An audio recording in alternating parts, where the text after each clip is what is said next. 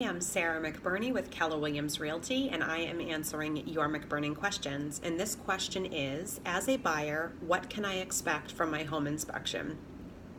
If I can be brutally honest, what you can expect is an overwhelming amount of information.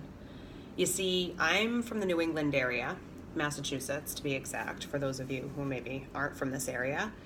And homes are predominantly old, antique, built with tree limbs and things like that. Stuff you don't see in other parts of the country where it's predominantly new construction.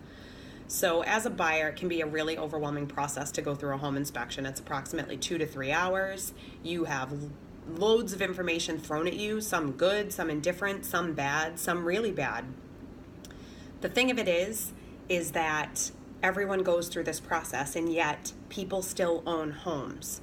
The way I try to encourage my clients to process the home inspection is this.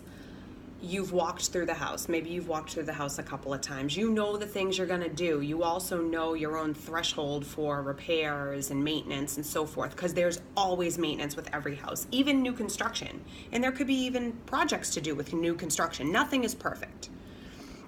So with that, what you need to do is look for major safety, structural, hazardous type issues that you weren't anticipating, like the foundation is failing or the electrical system is about to catch on fire, and really reserve the energy and the emotion that you put into the home inspection to those items that are absolute deal breakers. And even if they're deal breakers, sometimes you can negotiate with the seller on either a repair or a reduction in price or some type of credit at closing to handle that issue. It is nice to handle the issue yourself after the closing so that you are in control of the contractor's sort of quality control.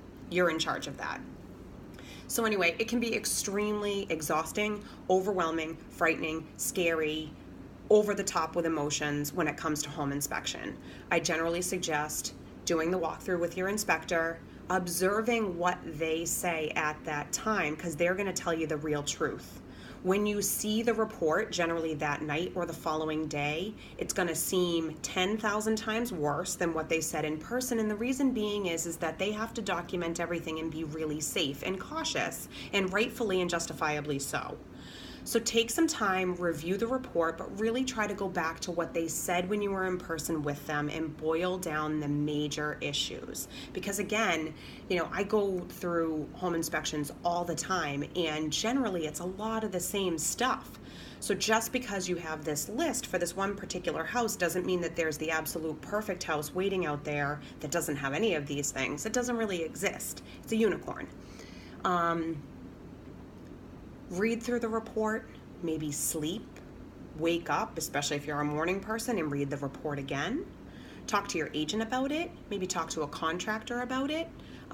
Talk to, people who have been through this process or been through renovations, and get a real unbiased opinion as to how to digest this information. I hope that answers your question. You can have your questions answered by visiting sarahwillsellyourhome.com and clicking on the MacBurning Questions tab.